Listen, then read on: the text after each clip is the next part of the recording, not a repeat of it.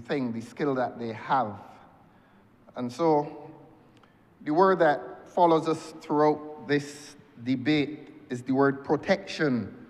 And before protection, identification. How do you identify a skill? Or how do you say this is a skill, and how do you transfigure that skill into an asset of value? And this is the difficult task of this law called the Copyright Act. But we proceed nevertheless. I want today to focus on the assets that are worthy of protection. I will look at the artistic, I will look at the musical, and I will pause for the dramatic as well. Now, as you know, Your Honor, I like to quote the speaker who precedes me, and I like to examine the salient features of what that speaker would have said. And one of the things that the Honourable Member for St. James Central said that caught my attention particularly when he said copyright is a vehicle, copyright is a vehicle for the creation of intergenerational wealth. And it is commendable that the government seeks to attract the attention of young people to harness talents that otherwise may have gone financially unrewarded.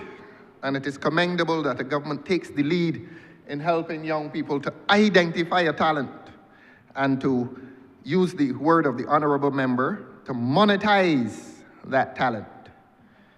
And so one congratulates the government in its effort so to do, to focus on the material gain that may be had from a skill, from a talent. While we look at material gains, I would want the government not to focus its attention away from the moral loss. Yes, there is material gain to be made, but sometimes and oftentimes we pursue material gain at the expense of moral standards. And you did hear the Honourable Member in his address speak of standards, the fall of standards.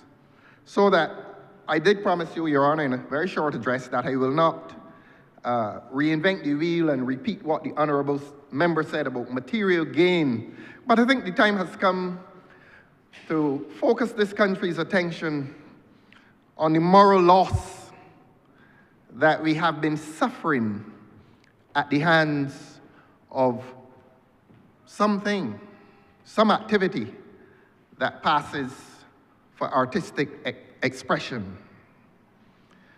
Indeed, I quote the Honourable Member on another occasion as reminding the young people of Barbados that, and I quote, "It is a tool for your empowerment." And I take it that the Honourable Member again was focusing on the material. And yes, material acquisition becomes a source of empowerment. It is certainly a source of upward mobility, and it is irrational not to encourage young people of talent to pursue upward social and financial mobility. So it is quite rational.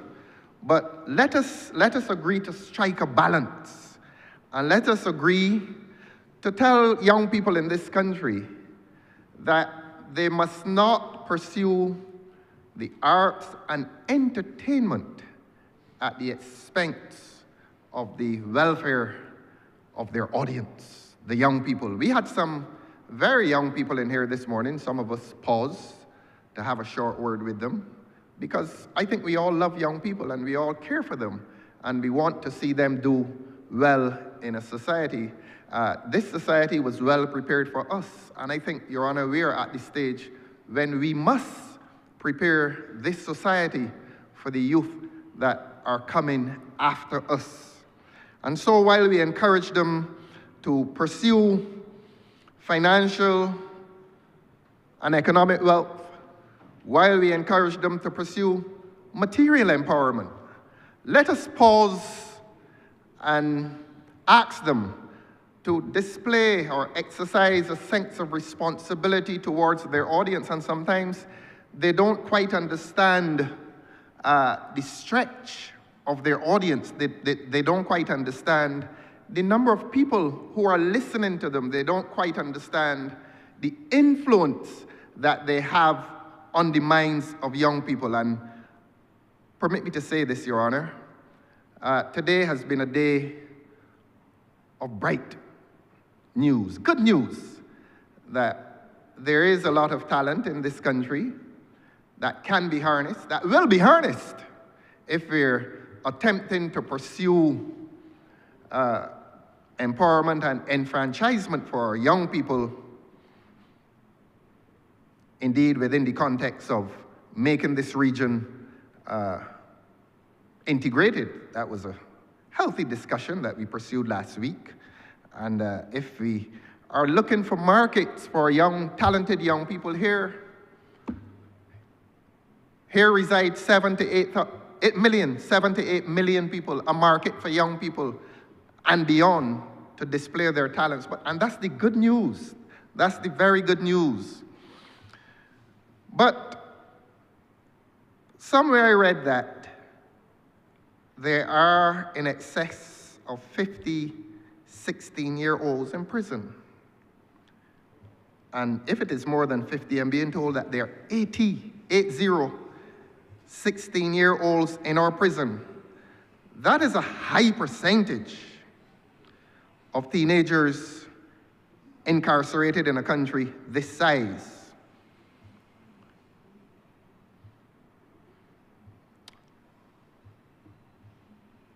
I want to pause there. Why are we living in a country in which there are 80 16-year-olds in a prison? Where are they coming from? What are their influences? Last weekend I received notice that there's a station called Radio Bimshire, which is run by the National Library Service. And I was so excited. I was so very excited that I tuned into this Radio Bimshire online, not on a radio, online. And I became so excited when I was hearing that for the entire day they were going to be playing the stories, short stories, written by Timothy Callender, a genius of Barbadian literature, by the way. And what a happy coincidence between his life and the life of the person who would have been reading those stories, Mr. Alfred Pragner. There was some celebration in here earlier today about a place in Waterford, and both of them went to Waterford. A place in Waterford, sir? A place in Waterford? A place. You sure about that? A place. Not a university in Waterford. A place? A place. You can do, I remember you can do better than that. I know you will encourage more than restrain language. Those good and noble men and women who traverse this country saying, up and on. And they say it with meaning, they say it with pride, and they say it with justification. A place called Combermere. And Messrs. Callender and Pragnell went to Combermere, and their lives coincided. And that has been a happy coincidence for Barbadian literature and drama. And they came under the tutelage of Mr. Frank Collymore, three icons, three heroes of Barbadian literature. And you wonder why I speak of achievement, and then deviance, and then literature.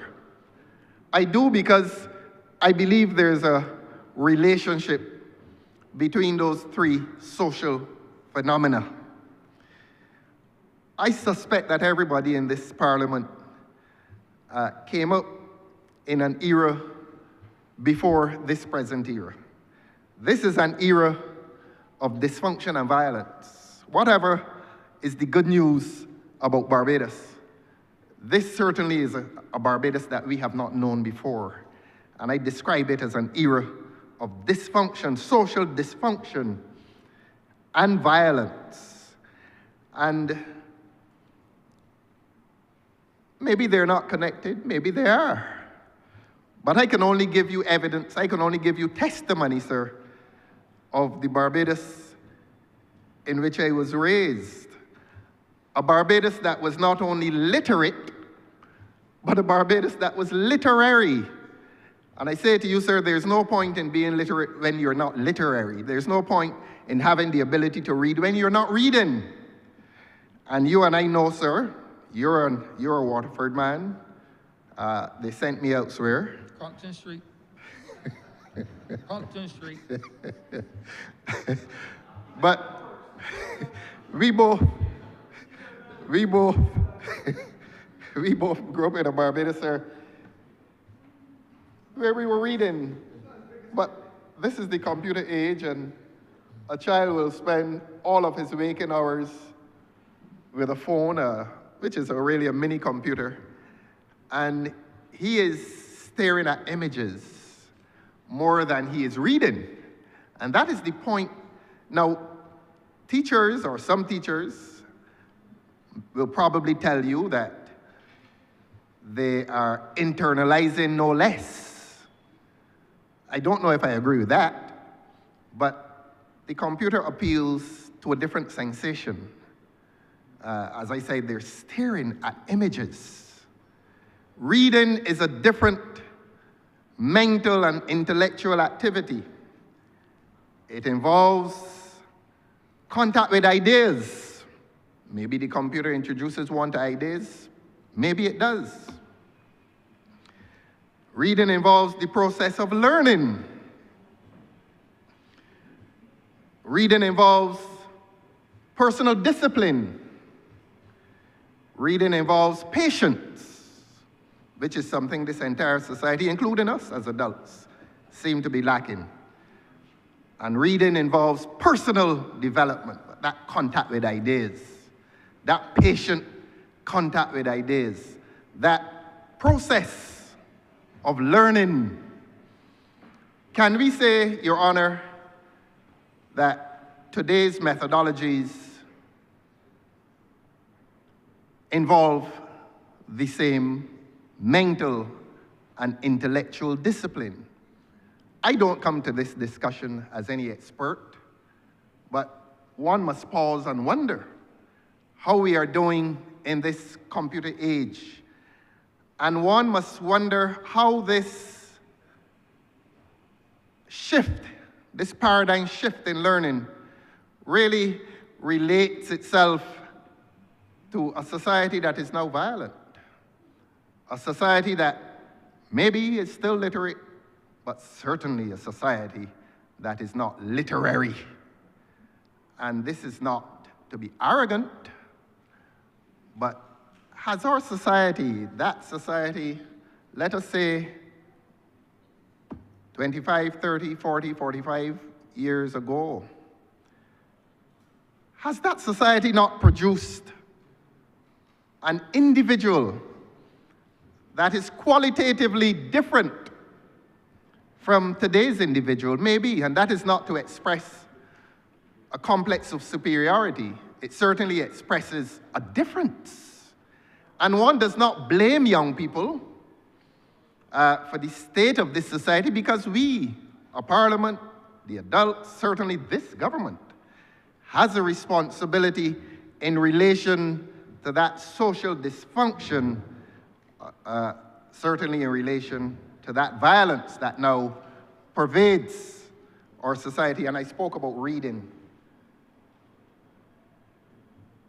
I want to say to you, sir, it becomes something of a national tragedy that that stone building on Corey Street, White Park Road, is still unoccupied. A beautiful building holding a treasure chest of good memories for everyone in this parliament, there's none in this parliament who is so young that he or she would not have had the pleasures of that experience in that old library on Courage Street, White Park Road. And Your Honor,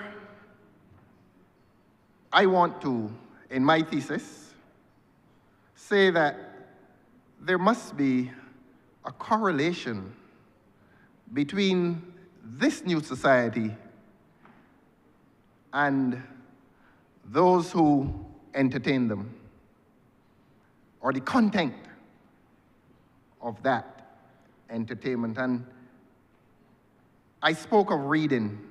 Let me stay with reading for a short while. When we were growing up, as I said, it was one of the happiest coincidences, cultural coincidences, is between the life of Pragnell and Callender. And Mr. Callender has a book called It So Happened.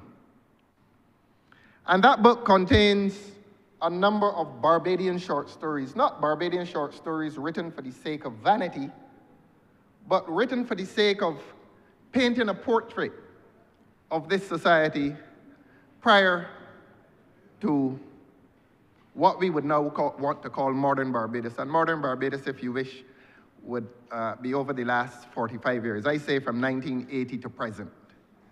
And prior to 1980, certainly in the 70s, 60s, 50s, and maybe the 40s, because Callender was writing, it was autobiographical. Indeed, in some of the stories, Callender is the protagonist. I done going to parties, for example. His wife was Vera, and he is the protagonist. He writes it in the first person, so Callender never distanced himself from the characters in his stories.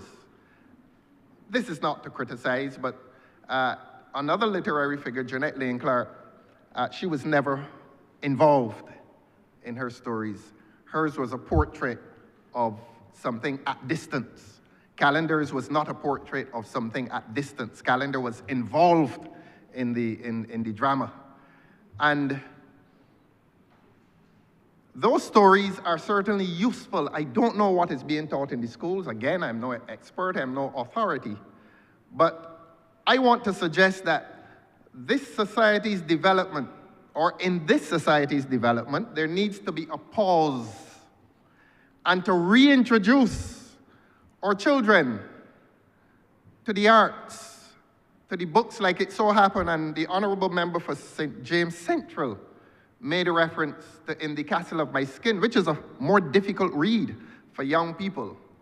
But that again, autobiographical. Mr. Lamin is at the center of the narrative. He is there in a society that is largely impoverished. But what it does, it paints a portrait. And our children today are lacking sight of that portrait that is not so distant from present reality, because everybody has a foundation. It's not only buildings that have foundations, but if buildings are to be an example, buildings remain sturdy because of a foundation.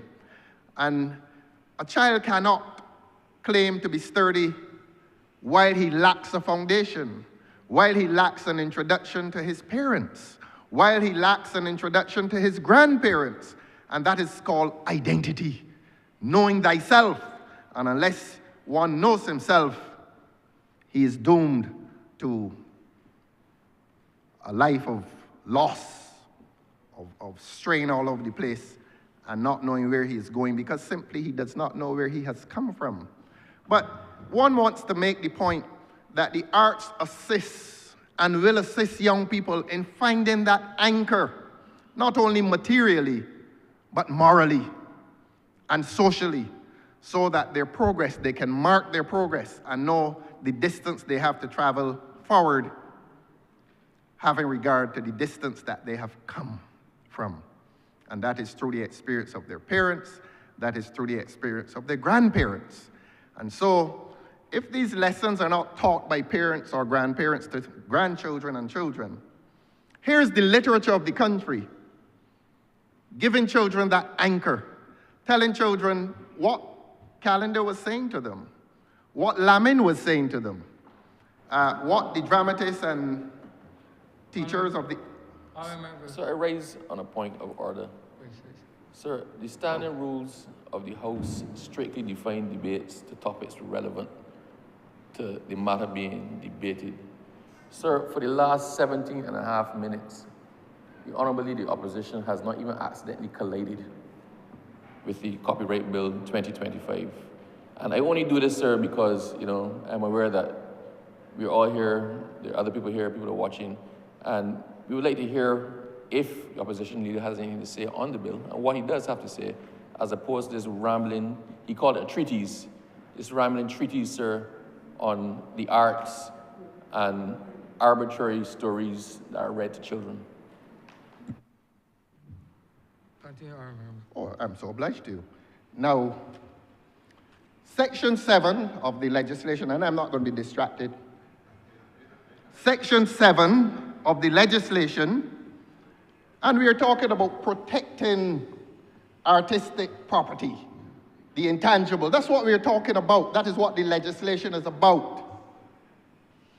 And Section 7 says, copyright is a property right which, subject to the provisions of this section, may subsist in the following categories of work.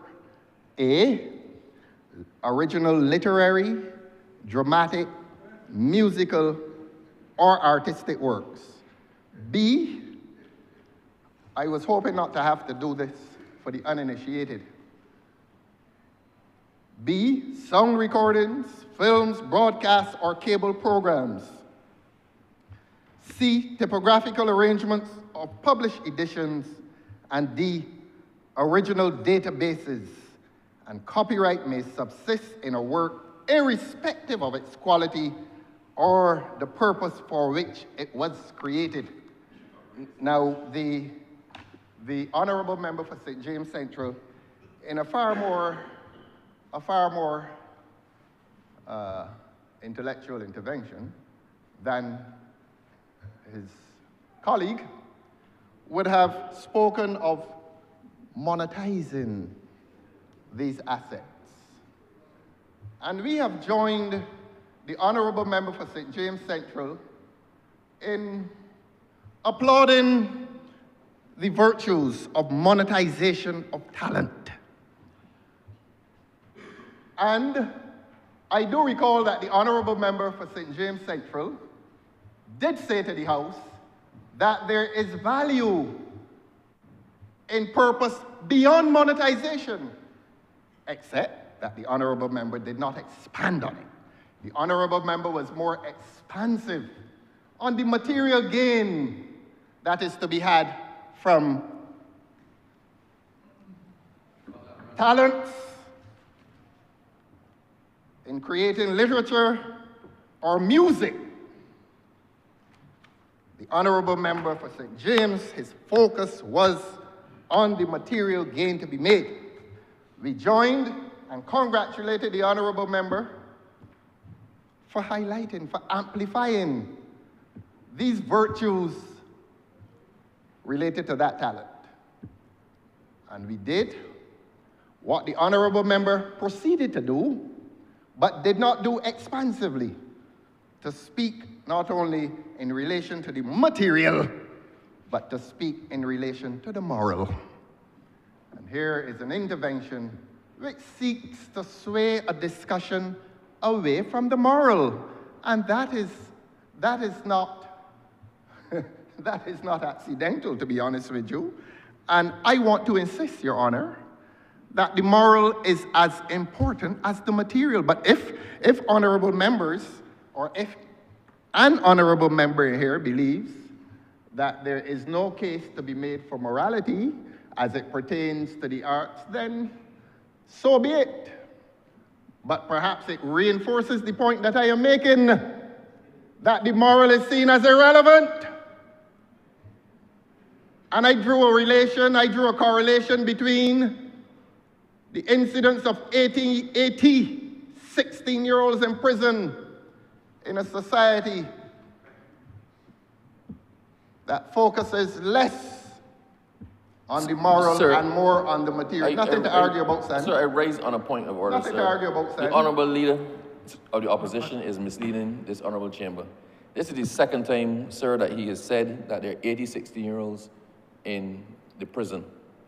Sir, there are 5 persons, 1, 2, 3, 4, 5 persons at the age of 16 currently at Dodds Prison in Barbados. I made a check just now, sir, because I was alarmed at the statistic.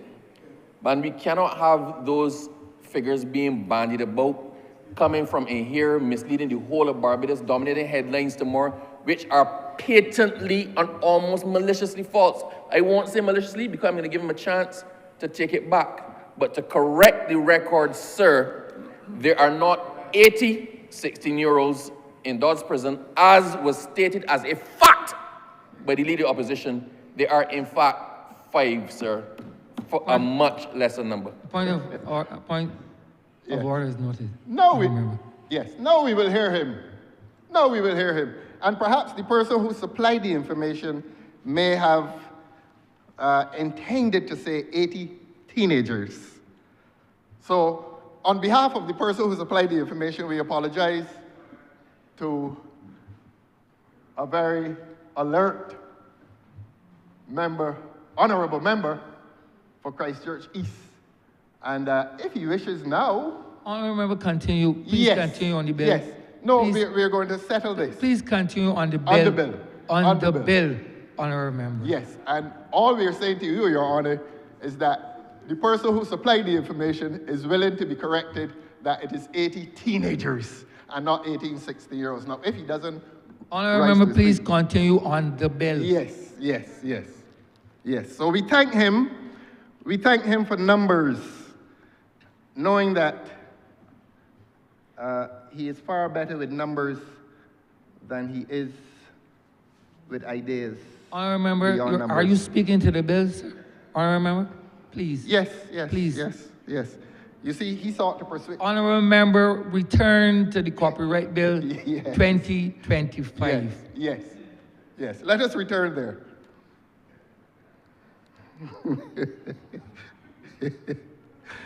And we were looking at what the honorable member for St. James Central,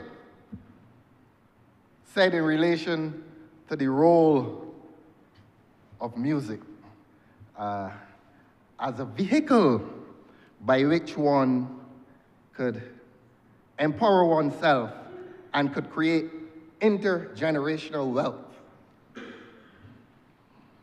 And we come back there. And we come back to literature. And I want to say to the honorable member for St. James Central, who probably understands this discussion, not probably, I think he understands it.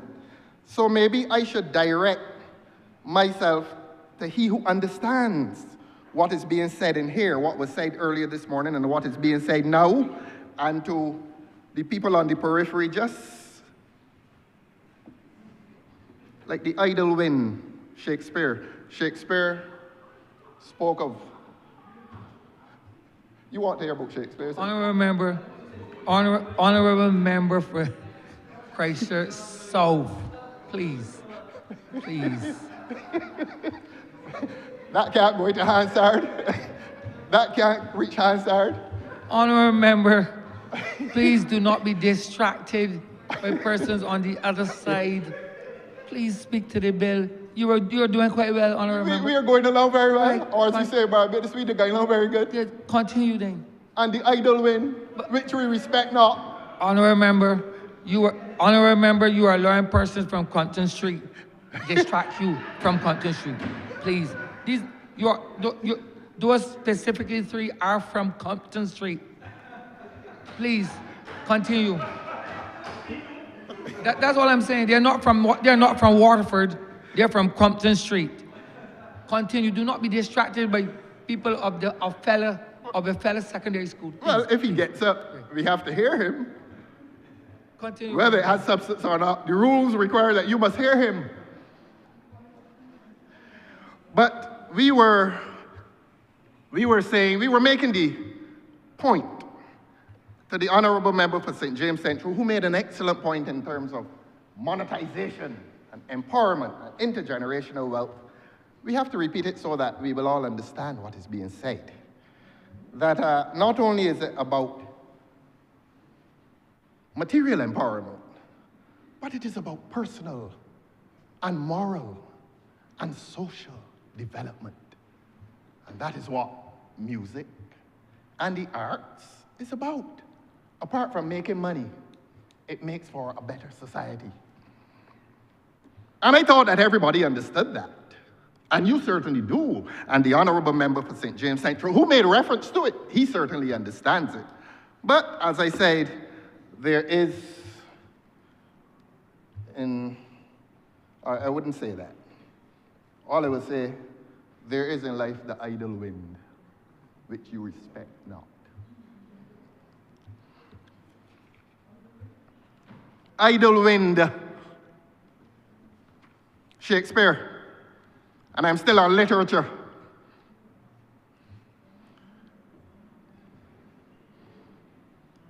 And so I am challenging this government today, since he put me in this mood. I am now going to challenge this government today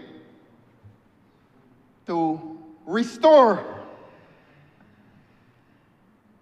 not literature now, because the literature is pretty much settled. And if it is not settled, we as a parliament must have enough courage to sway young writers, whether they're writing books or calypsos, to write in a manner that uplifts little children in this country. Must we be afraid to say that? Must we seek popularity and forsake principle?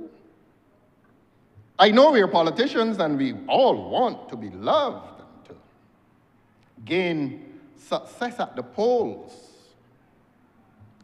But do we have a moral responsibility to pause in our quest for success at the polls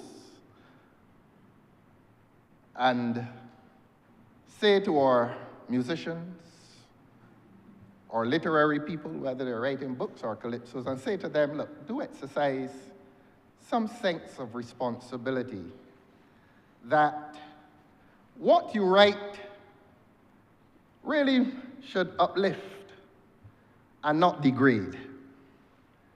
I have said it in here before, and I say it again, abiding by principle and not in any quest for popularity, because the future of this society remains at stake. When we as a parliament cannot say to young people, well, you know, sometimes what you write is not doing this society much good. And I referred to those 80 teenagers in prison because they have emerged from a society that is now characterized by levels or domains of decadence which may have influenced their path towards that prison. That if a child gets on a public service vehicle at the age of 5, 6, 7, 8, 9, 10, and hears lyrics from a calypso, and this is whether the van turns over or not, because some of the vans turning over physically, but morally, they're turning over every day. Morally, they're gone, can't take it. Can't take it. We gone. Honourable Member, continue, please. Yes, let him go. So that we're talking about copyright, the right to create, the right to monetize that creative effort, the right to have that creative effort protected by the copyright laws. And while the copyright laws may protect it, who is protecting the audience? Who is protecting the young child on the public service vehicle who is led to believe that social interaction is about violence and sex. That is the point. That is the point. That while the copyright laws are protecting them and while they are monetizing their creative effort, there is a moral deficit that is suffered by young people in this country. Are we afraid to say that in here? I'm not afraid to say it. I have to live in this society. And I don't personalize my parliamentary discourse, but the overwhelming majority of us here are parents. You mean we are going to seek political popularity and abandon our responsibility as parents, as teachers, all for the sake of material gain when there's a vast moral loss that is suffered by this society, when a little 6-year-old is getting on a public service vehicle and all that he can hear is sex and violence, and sometimes there's no distinction between the two because sometimes the sex sounds like violence and the violence sounds like sex. And that is not a worthy topic, that is not a relevant topic in the context of copyright. They can leave again. That is what is happening in Barbados. And anybody who doesn't want to hear the discussion, they're forfeiting their right to a public audience. I say so. They are forfeiting their right to a public audience if they believe that the degradation and the descent, the moral descent that has been made in this society at the hands of men who believe that they're creative, they forfeit the right to an audience. I say so. And telling me about relevance, this is no discussion to be sanitized behind legality nor technicality. There's a deep problem in this society, and that deep problem is affecting young children. And all of us in here are parents, whether natural or adoptive, we are parents, and we join the other parents of this society and enter into solidarity with them that this problem must come to an end. It must come to an end. This society must correct the degradation of relationships between children. When we were at school, we didn't go into an environment that is present in the schools now. Some of us were walking to school 3 miles. Some of us were on public service vehicles without music. You go to Washington, London, New York, Toronto, and you catch a bus or a train, you don't hear any filth in your ear. Why is it that you get on a PSV in Barbados and you have to hear music? Why? It is there to transport people, not to entertain people. And it is not entertainment, it is degradation. Who will have the courage in here to say that today? One voice. If any of the members of the government join in this discussion, I challenge them to say what is the government's position on it. And silence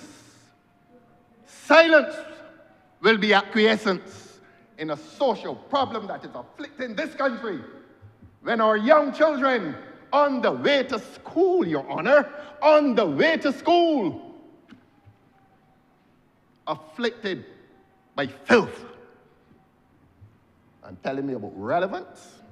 Get with it, my friend.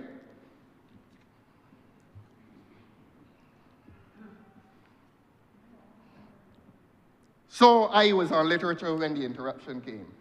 And the point was being made that literature grounds the children.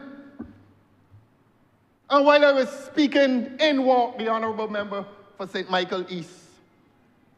The Honourable Member for Christchurch East wants to tell him that he has been wasting his time with the Israel Lovell Foundation for the last 20 years. Honourable,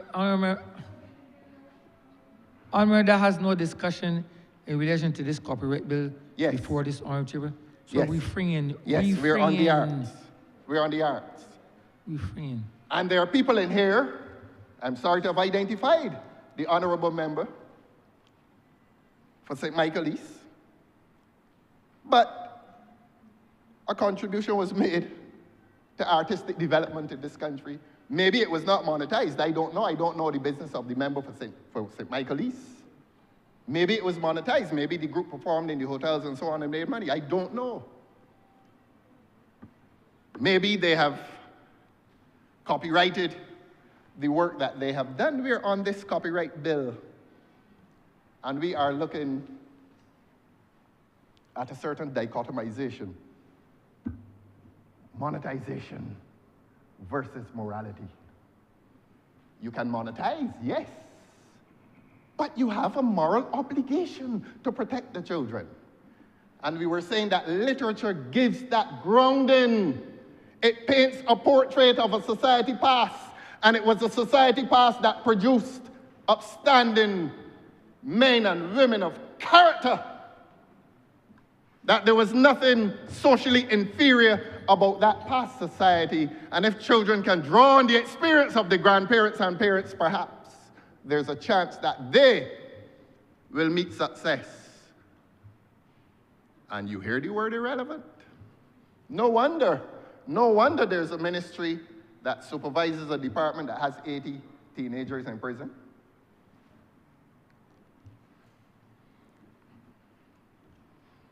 And we were lamenting the absence of literature, Barbadian literature, from the curriculum. I am standing a few feet away from the Minister of Education, and I challenge him as well. I challenge the Minister of Education in his effort to transform, to actively pursue endeavors in which the curriculum in the schools of this country, from the very young up to the most senior secondary, will embrace Barbadian literature, wholesome Barbadian literature. That is the point. And that the sole pursuit is not that of material gain, the sole pursuit is that not of monetization, but it is about building character. It is about social development. That is the point they made. And everybody understood it, or so we thought. So let us come back to the music.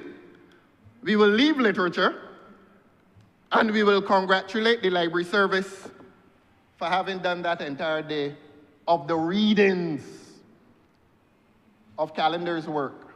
But for those of us who listened to it, we regretted that they did not do the entire readings, and there's a reason why, sir. I think copyright issues arose. They played only, I think there were about 4 songs on the CD at the time, out of production. 4 readings by Pragnell of Calendar's work. And the reason they could not do the entire work relates to issues of copyright.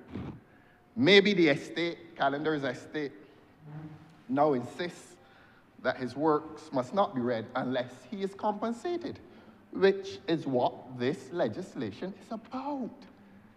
It is protecting property, intangible property, copyright. But we say, or we recommend to the government, I think this government purchased some works from Trinidad recently. I am going to encourage this government to purchase the works of Calendar. All of them. There is a treasure chest of readings by Alfred Pragnell and Frank Collymore. We claim to love and revere these people. Do we really? And they are lying in a vault. And the radio stations cannot play them. Maybe they cannot, because Calendar's estate is due royalties further to this copyright. He has not left us for 50 years yet, or 70, I don't know. I don't think he has left us for the period of 70 years as yet. So I'm going to very gently propose to the government that Calendar's works and the works of Calendar read by Pragnell and Frank Collymore should be purchased by this government so that it is made available to the school children of this country. They can listen on afternoons, they can listen in the morning. I am saying this while I'm about 10 feet away from the Honourable Member for St. James North, the Minister of Education, and he hears me, he looks at me, And if he looks at me again, he will nod in agreement. There he goes. And so, the suggestion, while the honourable member for Christchurch East Central looks in my direction as well, make some monies available to this government from the Ministry of Finance to purchase the works of Callender and Pragnell beyond the single CD that was made available to that radio station. It's called Radio Bimshire, and it is owned and operated by the National Library Service as a public service to the people of Barbados, making available the copyright works of two geniuses. Two geniuses. Timothy Callender was a genius. Alfred Pragnell was a genius. And they were taught by another genius, Frank Cullimore, and that had nothing to do with where they went every morning, Monday to Friday. You want me to say that, Your Honor? I don't require you to say that. I know that. Oh, dear. You're saying it won't be an affirmation, sir, so you don't have to affirm it. And you know, sir, while I say that, I looked at your tie. You should. You should. Very symbolic. And so music has fallen into the same abyss, as I was saying earlier. Within the context of the copyright laws, music has fallen into the same abyss. And I want this government to accept its responsibility to protect the children of this country, that when they are on a vehicle called a public service vehicle, and those public service vehicles fall under the control of who? The government. And the government must stop being cowardly. And if the government cannot have the courage, another government will have the courage to ensure that our children are cast into a safe environment, an environment that is not self-degrading, an environment that is not assaultive on their dignity, an environment in which a 7 or 8-year-old will be shielded from profanity while on the way to school, cluttering their minds with filth. I have the courage to say that. And it is not that I have all the courage in the world, but I recognize that I have a public responsibility. That as long as I come to this parliament and I have the privilege to speak and to represent, that I must speak the truth. And again, I'm challenging this government not only to speak the truth, but to act on that truth. And will the public service vehicles of this country be allowed to continue? I heard the honourable member for St. James North yesterday in a state, and I know he was in a state, and I'm not going to say a state of confusion, but he knew, the honourable member knew, that he was dealing with a situation that reflects troubled times. How do you relate to this? And I wasn't there, I cannot give evidence. But we're hearing what we're hearing. And while the matter is sub judice, it would be a breach of my responsibility as a parliamentarian and as a lawyer, an officer of the court, to make comment. So I'm not going to make comment. But I know that the honourable member for St. James North knows that he has a problem. And he is not the Minister of Transport, he's the Minister of Education. Those children were on their way to be educated. So it becomes a problem for his ministry. What are we going to do as a parliament? What is this government going to do as a government? Will this government bend like the ostrich and stick its head into the ground and allow public transport in this country to remain a perilous experience for young children who are put onto those buses by their parents? Are we seeking popularity, or do we pursue principle? I choose principle. I choose principle. Whatever may be the consequence, let us have the courage to choose principle. And all of this is happening in the name of music. All of this is happening in accordance with their rights to monetize what they call a talent.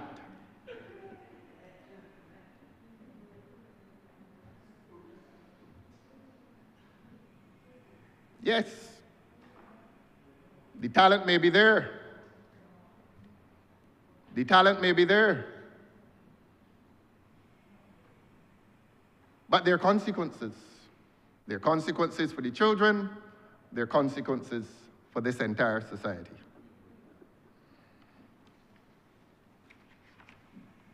And so, Your Honor, what would have been identified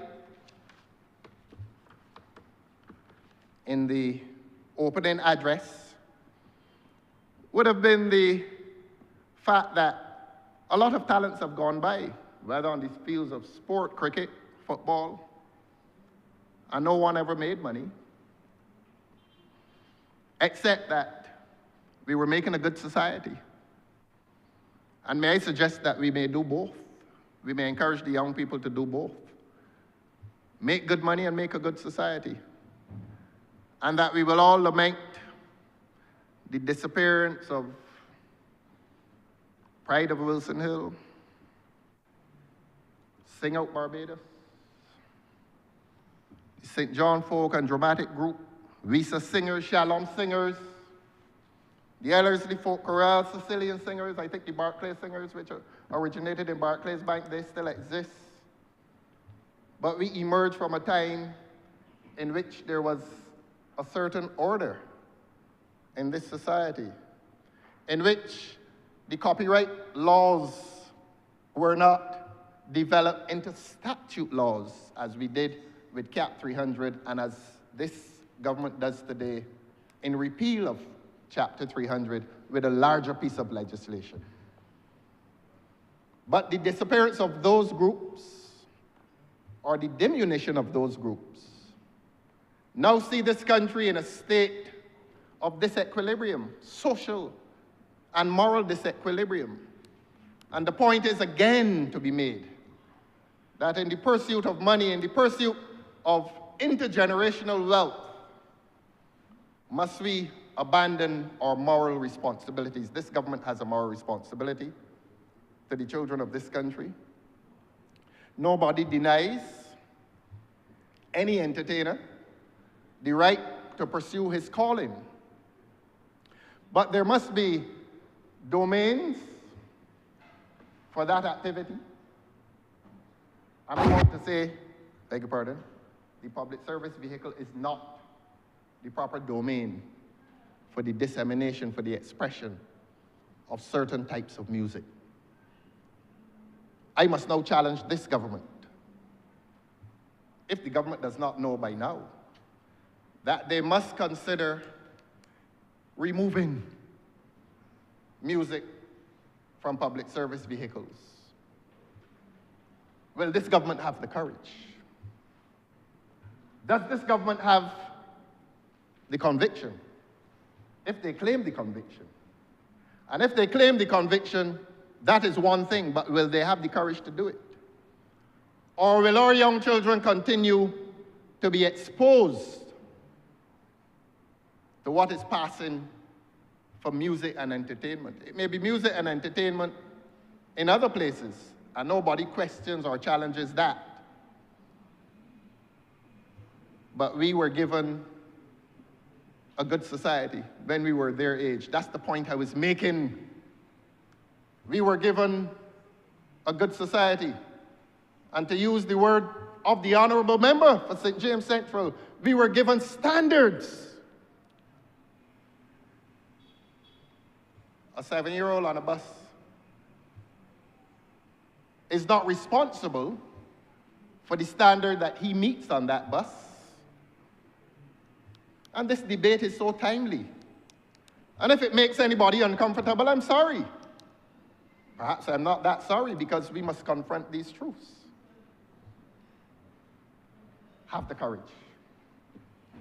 Government, have the courage to do what must be done for the sake of this society's future, not for the sake solely of monetization of a talent.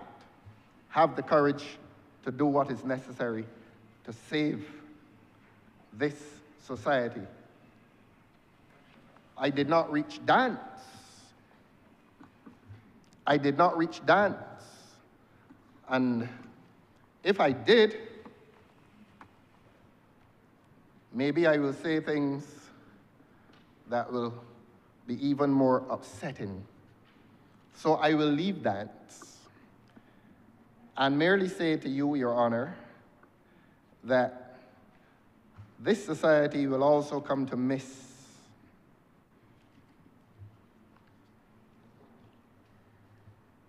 dance groups that populated this humble soil for many years. Some are still existing. And I am not here to sing anybody else's praises, but I began by paying tribute to Mrs. Goodrich. And the members of Dance in Africa performed yesterday at her funeral. And dance can be uplifting.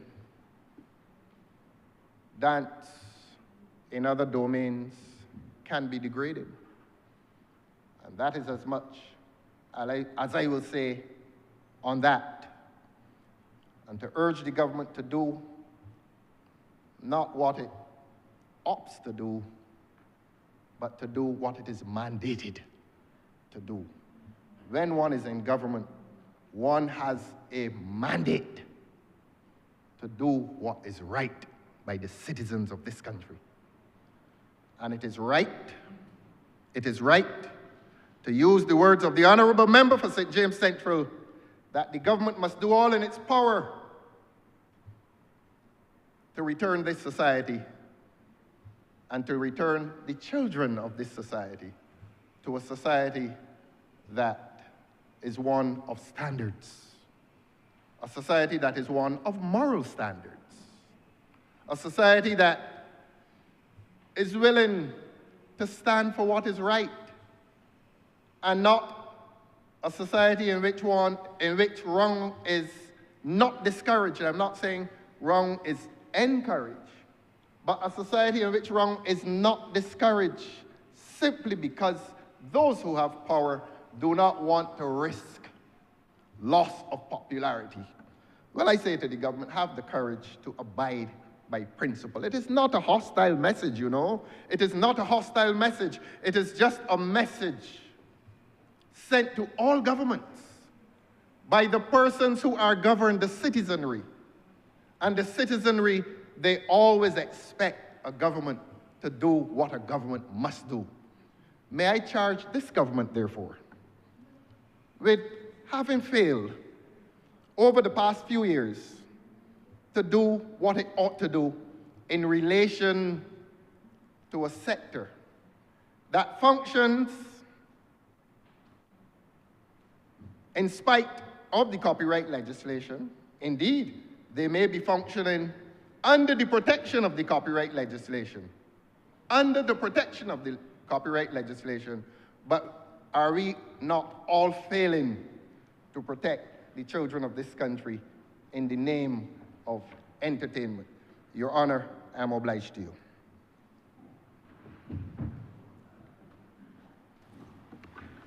Mr. Speaker, you want me to speak? Mr. Speaker, Honourable Christchurch West. may I ask that the Honourable House be suspended for 5 minutes? The question is that this honourable chamber be suspended for 5 minutes. All those honourable members in favour, please say aye. Aye. Those against, please say no. Me think yes, have it. This honourable chamber stands suspended for 5 minutes.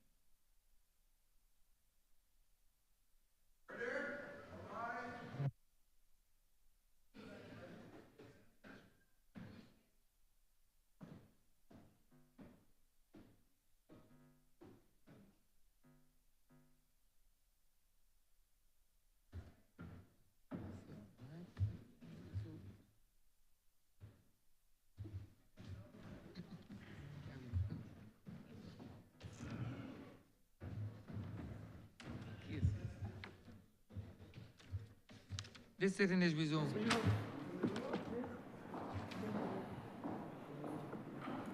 Honourable for Christchurch East. Mr. Speaker, I rise to lend my voice to this debate. Sir, copyright has a particular space in my heart and my interests, similar to the honourable member on my left, sir. I have long been in a business which deals with entertainment, entertainers, deals with artists, deals with productions and performers. So we know the importance, sir, of copyright and intellectual property as it relates to balancing all interest concerned. So an entertainer who brings out a song for crop over, many persons think solely in terms of what that song could do for me at crop over. They bring out the video, they try to get as much push and as much play in relation to the song as they can. And then when crop over is done, you hope that it gains some currency in other Caribbean nations for their own particular carnivals, and to pick up some change in relation to that as well. But for most entertainers in Barbados, that is the end of that.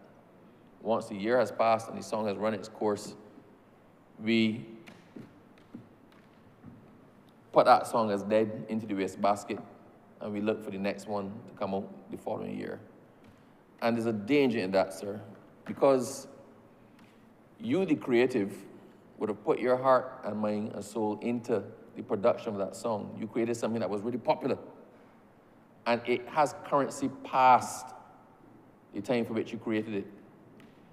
That song is your intellectual property. It is property, sir, I guess intangible in a way that came from out of your mind. So intellectual property, property of your intellect. And the same way, sir, that if I have a car and I lease the car, everybody who drives the car has to pay me for it. If I lease any other thing, if I lease a house, everybody who stays in the house is supposed to pay me for it.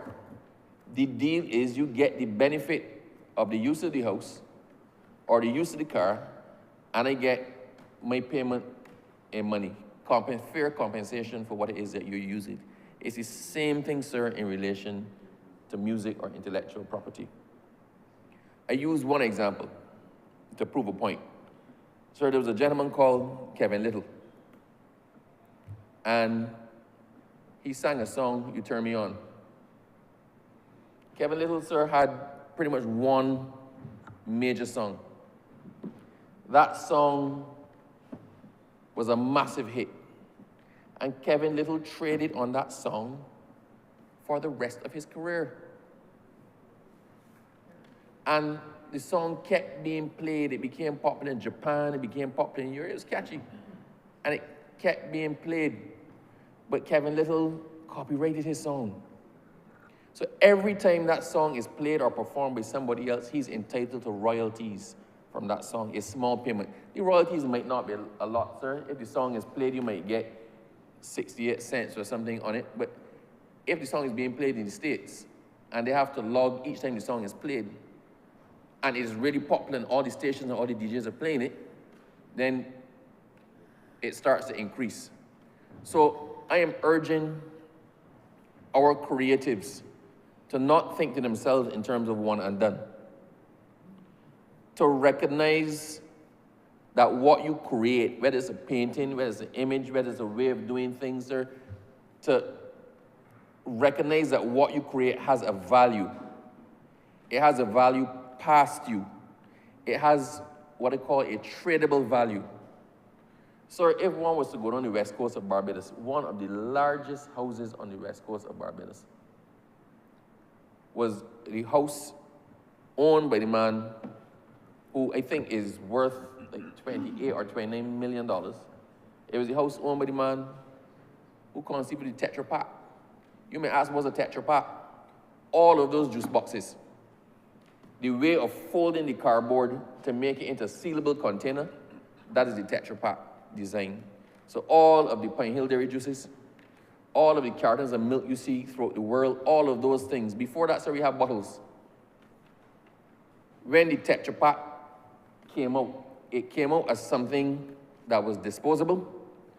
It came out as something that could be opened easily, closed back relatively easily, and used and reused until the product inside was finished. So that man who invented the Tetra Pak patented his idea. He patented it, he registered the copyright on it, and he pushed and pushed and pushed. People didn't take it up immediately. He pushed and pushed and pushed until somebody went with it. And sir, that man and his family are wealthy beyond belief and need never to do another thing in life except sit down and collect the royalties from the Tetra Pak. Everywhere in the world uses the Tetra Pak design. Had he not copyrighted his idea, had he not got a patent for his work, then, sir, the next person to do it would have been the person who benefited from it. So it is important that when you have an idea, you have a product, you have something that is tangible, that you recognize upfront what you have and protect your interests. Because the proof of the ownership of the idea is who took the first step to securing it and registering it for themselves. So it doesn't make sense to have something, as the Honourable Minister who piloted the bill said, you know, people used to be worried that they go to the bank with the idea and want to borrow money for the idea, and then they realize that somebody else had the idea and went with it, that somebody else stole the idea from them. Even before you know if it can make money, it is necessary, if you think it's a good idea, copyright it. What I undertake, sir, as the Minister of Information to do is pull from this bill the salient points that are of relevance not to the super specialized, but relevance to the average person in Barbados who may have an idea, to the average creative, to the average musician, to let them know what copyright actually is, what it entails, how you can basically do it, and what are the benefits of it. So that is an undertaking that I'll make from here, sir, because I think it is important. Our creative industry in the last 2 to 3 years, we have invested very heavily in the creative industries in Barbados. One only needed to go to Carrie Festa, and we see the Jackie Opel Amphitheater, the Carrie Festa Village in Waterford, I call it the Arc, the building in Newton, Performing Arts Center in Newton. We've invested very heavily. The National Cultural Foundation over the last couple of years has been doing a marvelous job in incorporating artists and our artistic expressions into national events and getting exposure for our artists. The Honourable Member for St. Michael Southeast, sir, has, from the time I have known her, been traveling with and promoting artists, Bajan music, and our creative centers across the entire Caribbean and internationally. So this is not a fly-by-night passion of this government. And the Honourable Prime Minister herself, she keeps saying that had she been successful at her first love, which is music management, that she would have been a manager of some big band as opposed to being the Prime Minister of Barbados. So this is something that's deeply ingrained, sir, in the psyche of our party, sir, and of our government. Copyright at its fundamental is the recognition of the ownership of an idea or creation, right? So if you come up with something and you believe that nobody else has done it before, then copyright your idea. Own it. Be the first person on record to have claimed the ownership, and then the rights will come to you. How many times, sir, have we sat down and seen something on TV? A back scratcher. And you think to yourself, well, I would have thought of that. Or you see something else that's now being sold, and when Super Bowl comes on, something coming up there that you said to yourself, well, I thought about that. Thinking about it and doing nothing about it takes you nowhere. thinking about it, doing something about it, and not claiming the ownership of it up front still takes you nowhere. So, as I said, sir, we're going to talk over the next couple of weeks. We're going to talk the public of Barbados through what this actually means and why it is important to recognize the enduring benefits of your idea and how you can put yourself in a position, sir, to capitalize on that. Sir, if you look at the bill itself, this has one of the most extensive definition sections that I've perhaps ever seen. It defines, sir, everything: copy, computer program, what is a broadcast, right? What collective works means, what is an author, what is artistic work. It runs the full gamut so people can know exactly what is caught in here. And if you actually read the definition section, you realize that some of the definitions in there factor into this act in a way you never thought that they would. So it is a most comprehensive piece of legislation. It is important, sir, that we recognize what it is we're trying to do going forward as a country and put things in place to enhance the abilities of our creatives to own what it is that they create and also to make money from it. If you look, sir, as to why it is important that people get the recognition they deserve, if you watch a film now, watch a Marvel film, sir, and you look at the list of credits at the end, everybody who had any part to play in that film is recognized. Anyone, sir. You have the design team, you have the set designer, you have the designer of a specific costume, you have a whatever. Every song that is played is recognized and given its credit for it. This is a big thing. It has to be done by law in the United States so persons get the credit for what it is that they do. Sir, I mean, to show you how far it goes, the last movie, The Alien. If you have a cause to watch that movie, sir, and you look through the credits, there's one that said Alien Blood Consultant. There was a credit, somebody got the credit for being the alien blood consultant. They said what the alien blood is supposed to look like on the screen. That's how specific some people get. But the point is, it is real. Sir, I want to say something because it was raised by the Honourable member from the other side. And the impression was conveyed, sir, that this government is oblivious to what is going on with the ZR culture, and that because the music, a van turned over, and he is horrified and he's calling the government to do things, and that we don't care. So every single member of this government, sir, sympathizes and empathizes with those who were injured yesterday. Every single one of us. We had a discussion this morning, sir, before coming into this house, and all who were involved in the discussion, sir, were in horror at what led to it. And the general feeling was enough is enough. We have tried gentle persuasion. We have tried communication. We have tried meeting halfway. We have tried persuasion. We've tried everything. And the feeling of this government, and I believe it's going to be reflected soon, sir, is that the zero tolerance aspect now has to come. The Transport Authority was formed. They were given teeth to be able to bring heel to some of this. Legislation was passed to make the sector a bit more governable and less out of control than it was. But sir, I did not want to speak. I thought it was irrelevant to this debate. But it having been raised and the charge having been laid at the feet of this government, the public of Barbados needs to understand that this government does not condone what happens in the PSV sector. We are aware, we have taken steps, we've tried all legal means to bring it to heel. And like the rest of Barbados, we are outraged at what happened, sir, yesterday.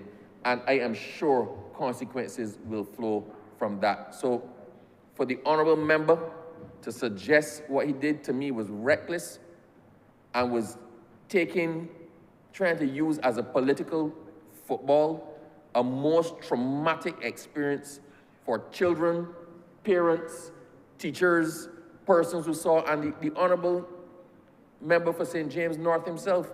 I saw him down there, sir, and he was distressed. I spoke to him this morning, and his voice was breaking over it. He was so frustrated and upset. The record must reflect that this is a Barbados, a whole of Barbados issue, a whole of Barbados concern. And it is not the concern now invented by the Honourable Leader of the Opposition. I just want to put that in perspective. The other thing, sir, that I cannot let pass. This chamber is seen as a chamber where truth is supposed to be spoken. Anything emanating from this chamber is supposed to be fact, which is why, sir, that there are provisions that persons are exempted from legal prosecution for things that they say in good faith in here. That is to allow the members and the members of Parliament to be able to fearlessly prosecute issues on behalf of their constituents and to raise and delve into and fully debate matters of national interest without fear of mashing the crease. Those protections, sir, exist to allow full, fair, frank, and honest debate to happen in here. When, sir, things are spoken in here as a fact that are so completely left of center, that numbers and figures are given as a fact that do not even almost correlate to what the actual number is. Sir, 80 is as far from 5 as heaven is from hell. So to recklessly throw out a number saying as a fact that there are 80 16-year-olds at Dodds Prison. I spoke to my friend, he said, just let it go, deal with it later. I said, you know what, hopefully nobody heard that. But then he did it again and again, at which point it had to be corrected, but it should not, I should not have to correct on the floor of Parliament something so easily verifiable as that, which is a flagrant and blatant untruth. And it cannot be passed off or laughed off as a joke. Perhaps they meant this. Perhaps the person who gave me this meant this. If somebody sends me a note in here, sir, in relation to debate I'm doing, and I am not certain as to how accurate it is, I'm not mentioning it. Sometimes you will see me pick it and go behind there because I'm going to verify before I speak. Nobody is going to call on Wilfred Abrams in here and say that he stood up and lied in Parliament. And I think we need to be careful. We have to protect our institutions. We had a set of children in here. Actually, I can't call them children. Young people. A set of young men and women in here observing the proceedings in Parliament, the sanctity of Parliament. They all came well dressed in their suits, and they think they look, sir, like the future leaders.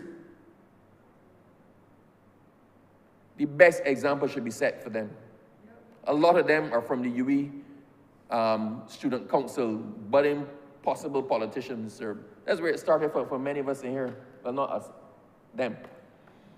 For many of the persons in here, sir, the best possible example should come from this Parliament, and we must take all steps, sir, to protect it. We, as the individual members, must not tread using the protections afforded to us under the standing orders or under the orders governing Parliament to be reckless with them. They're meant to ensure that the public gets the best of, as opposed to we shield ourselves from the worst of. So, sir, I will end as I started. Copyright is a little known area of the law because it really and truly affects a very small sector of our population.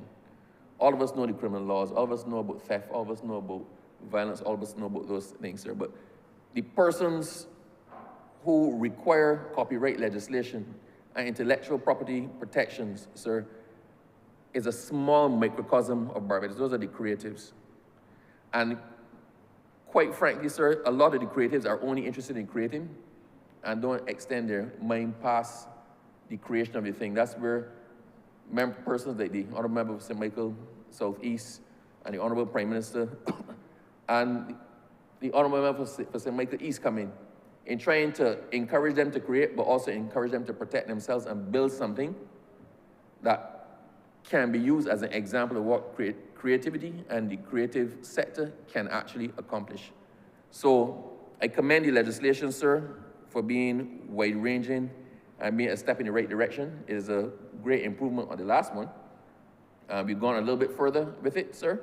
And as I said, I undertake to work with the minister responsible and through JS and to put the information out there in a digestible form that people understand the importance of it and people can be galvanized to do what is right to protect themselves, to secure their rights, to make it tangible, and something you can pass on, sir, the benefits of which can live on with your family. I simply use the example.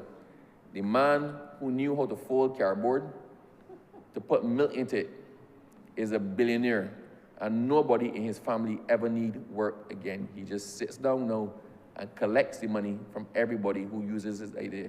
Why can that not apply to a Barbadian? Sir, with those words, I thank you.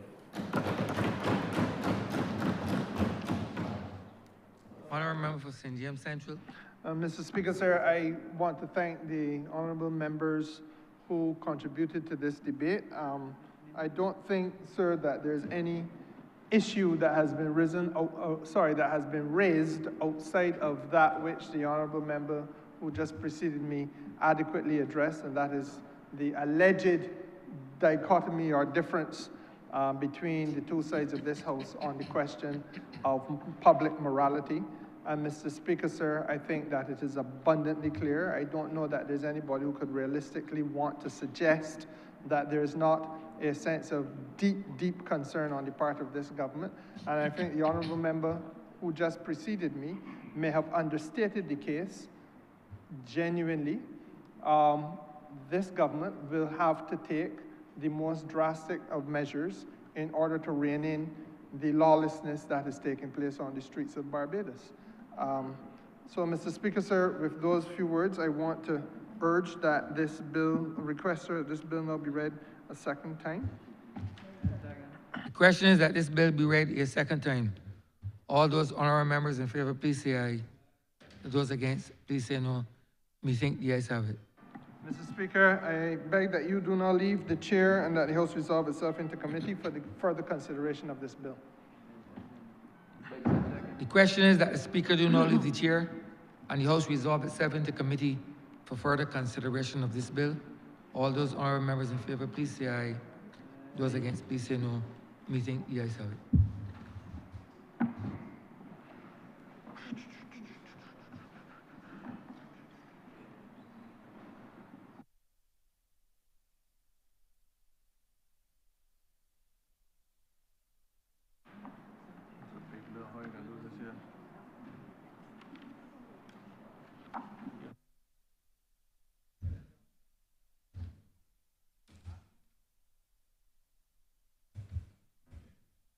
This Honourable House is now in committee.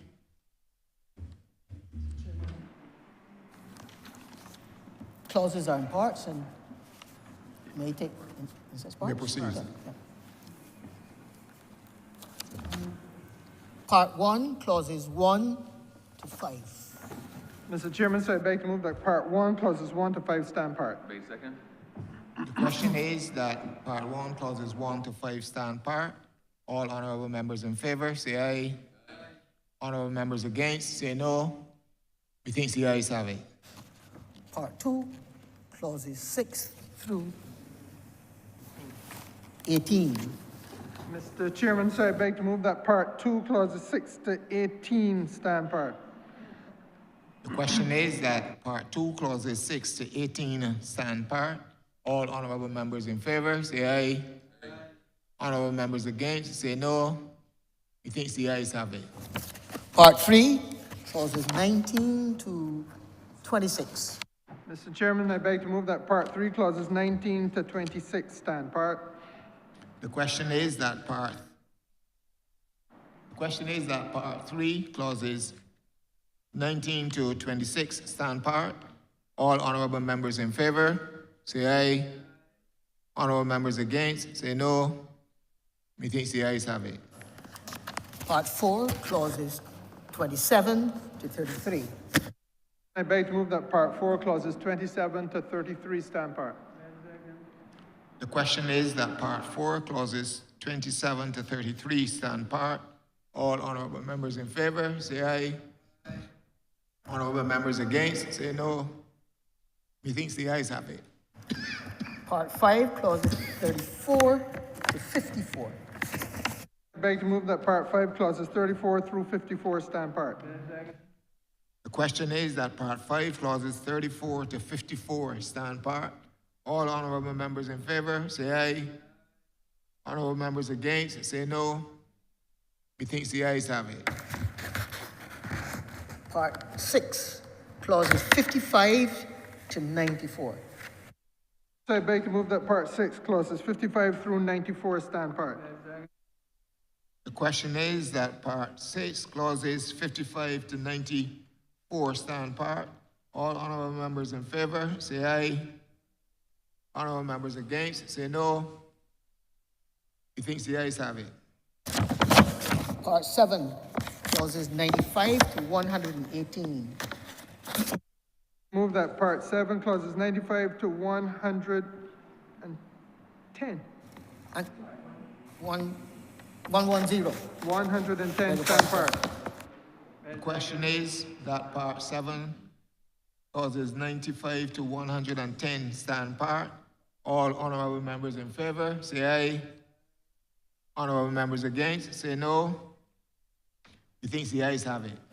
Part 8, clauses 111 to 114. Mr. Chairman, I beg to move that Part 8, clauses 111 through 114 stand part.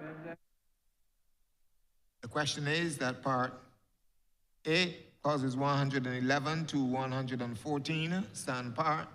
All honorable members in favor, say aye. Honorable members against, say no. Methinks the ayes have it. Part 9, sir, clauses 115 to 163. Mr. Chairman, I beg to move that Part 9, clauses 115 through 163 stand part. The question is that part 9, clauses 115 to 163 stand part. All honorable members in favor, say aye. Honorable members against, say no. Methinks the ayes have it. Part 10, clauses 164 to 166. Mr. Chairman, I beg to move that Part 10, clauses 164 to 166 stand part. The question is that part 10, clauses 164 to 166 stand part. All honorable members in favor, say aye. Honorable members against, say no. Methinks the ayes have it. Part 11, clauses 167 and 168. Mr. Chairman, I beg to move that Part 11, clauses 167 and 168 stand part. The question is that part 11, clauses 167 and 168 stand part. All honorable members in favor, say aye. Honorable members against, say no. Methinks the ayes have it. Part 12, clauses 169 to 185.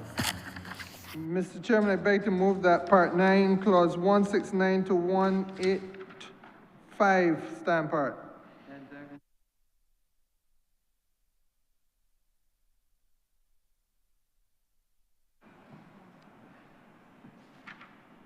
Part 12.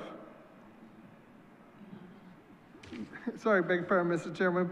They beg to move that Part 12, clauses 169 to 185 stand part. The question is that part 12, clauses 169 to 185 stand part. All honorable members in favor, say aye. Honorable members against, say no. Methinks the ayes have it. I beg to move that you now report to His Honor the Speaker the passage of one bill in committee. The question is that I do now report to His Honor the Speaker the passing of one bill in committee. All honorable members in favor, say aye. Honorable members against, say no. Methinks the ayes have it.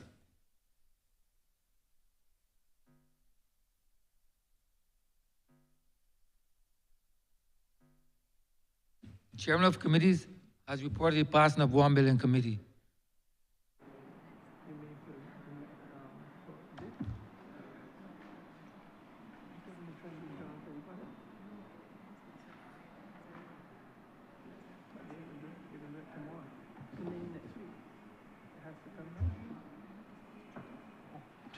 Honourable member for St. James Central.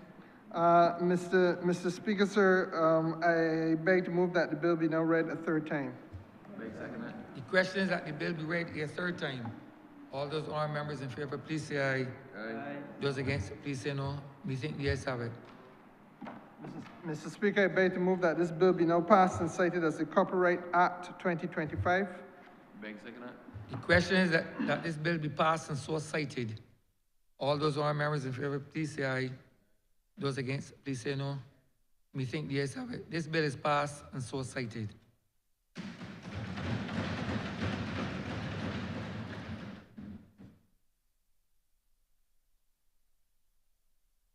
Honourable member for Thank you, St. Mr. Speaker. Southeast. I beg to move the suspension of the House until 4 p.m. The question is that this honourable chairman be suspended until 4 p.m. All those honourable members in favor, please say aye. Those against, please say no. We think the ayes have it.